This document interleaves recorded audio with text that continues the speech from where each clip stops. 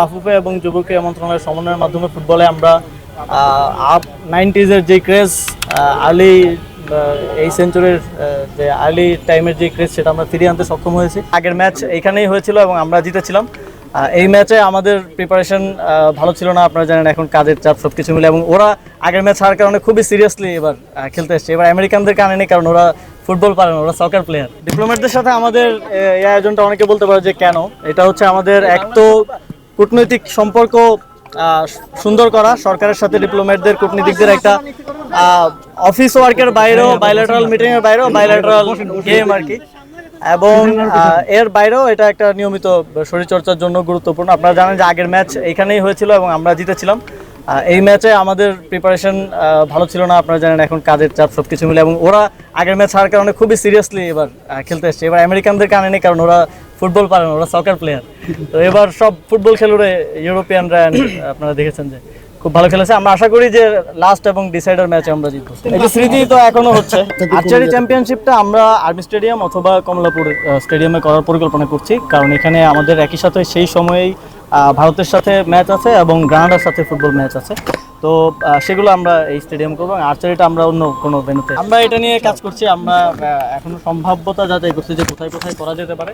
তো সেটা দেখে বেস্ট পসিবল জায়গাটাতে আমরা করার চেষ্টা করব, যেহেতু এখানে ফুটবল ম্যাচ হয়, যে কারণে আমরা এখানে করতে পারছি না, হলে এটাই বেস্ট প্লেস হতো। আসলে ফুটবল যেই পর্যায়ে ছিল সেখান থেকে এক বছরে খুব বেশি যাচাই করার আসলে সুযোগ নেই। তারপরও এক বছর আগে আমরা কোথায় ছিলাম আর এক বছর পরে কোথায় আছি, এটা যদি আপনারা একটু রিভিউ করেন তাহলে বুঝতে পারবেন।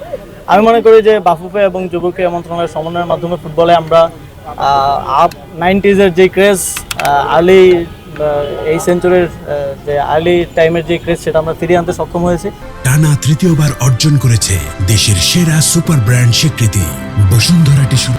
এখন গ্যালারি ভর্তি মানুষ থাকে এবং বাইরেও থাকে, ঢুকতে পারে না, এরকম অবস্থা ফুটবলে আমরা আনতে পেরেছি। এই দর্শকদের ভালোবাসাটা আমরা ফিরিয়ে আনতে পেরেছি, এবং অবশ্যই খেলাও অনেক উন্নতি হয়েছে বাংলাদেশে।